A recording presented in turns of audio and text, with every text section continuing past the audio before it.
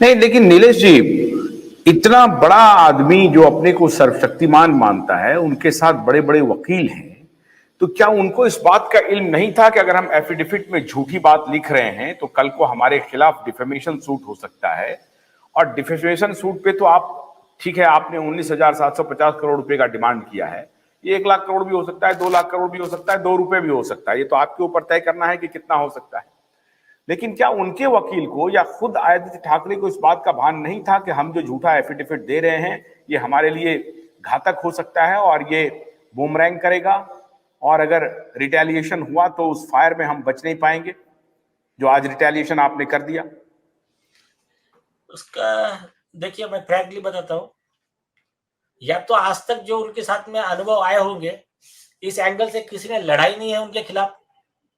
तो उनका कॉन्फिडेंस बढ़ता गया है। मतलब उसको कहते हैं evil tolerated is evil propagated, एक चीज। दूसरी चीज अगर इसको मैं कहूं, तो इसको लॉ ऑफ कर्मा, कर्म फल सिद्धांत,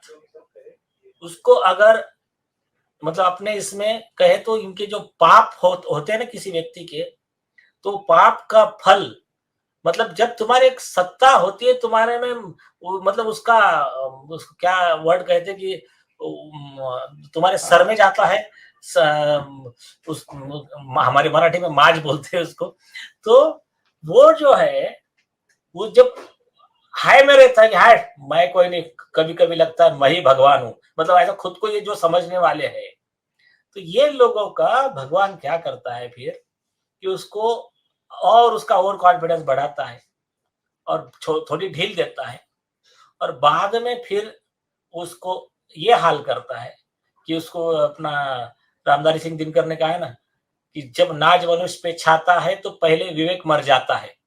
और जाको प्रभु दारुण दुख दीना, उसकी मति पहले हर लीना। तो भगवान ने तो ऐसी क्या सिचुएशन। लगता है कि ये जो ड्रग ड्रग भी लेने का इनके ऊपर आरोप लगता है, इसके ऊपर, और ड्रग का कार्टेल चलाने का भी आरोप है, अब तो बहुत सारे सबूत आ रहे हैं उसके, इनके फार्म में क्या चलता था नहीं चलता था, तो क्या अभी भी ये उसी नशे में है, उसी नशे में है कि हमारा कौन कोई क्या बिगाड़ देगा, हम अभी झूठा एफिडेविट दे देंगे, हमारा कौन बिगाड़ेगा? सुनिए, और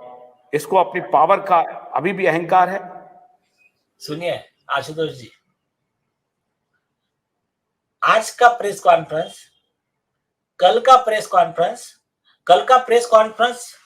महाराष्ट्र के डिप्टी सीएम और होम मिनिस्टर देवेंद्र फडणवीस जी ने लिया, और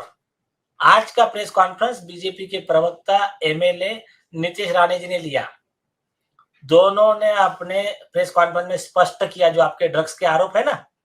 तो जो ड्रग्स माफिया जो है ललित पाटिल, उसको, उसके पास से इनको हफ्ते आते थे उद्धव ठाकरे को वगैरह, ये लोग इन्वॉल्व है एक दूसरे में। वो वहां का नासिक का शिवसेना शहर प्रमुख था ये उद्धव ठाकरे का, और उसको कैसी इन्होंने मदद किया, क्या इनका लिंक है, इसके सारे प्रूफ्स इंटेलिजेंस के पास, सरकार के पास है, और बहुत जल्दी इसमें जो जो मतलब राइट पर्सन होगा, सजा का हकदार, उसका गेम होने वाला है लीगली। एक दूसरी एक बहुत बड़ी डेवलपमेंट अभी 2 घंटा पहले की, नीतीश राणे जी ने आज अपनी केस के बारे में एक बहुत बड़ा रिविलेशन दिया है। ये सारे एसएसआर वॉरियर्स भी सुन ले और इस पे तुरंत एक्शन लेने की जरूरत है। एक उसकी उनकी बात एक ऐसी अच्छी है कि अपनी केस बहुत सही दिशा में जा रही है, और दूसरी एक बात यह है कि आरोपी का क्या प्लान है, उसके बारे में उन्होंने क्या कहा है, मैं 2 लाइन में बताता हूँ, आप फिर कुछ वीडियो चला दीजिए। तो उसमें उन्होंने क्या कहा है कि ये केस जो है इस जिस तरह से जा रहा है, जिस तरह से उसके ऊपर एक्शन वगैरह ले रहे हैं ये लोग, उससे वो डर गया है अरेस्ट से, और उनके पास में इंफॉर्मेशन है कि ये दशहरे के दूसरे दिन, मतलब मंगलवार, बुधवार, गुरुवार के समय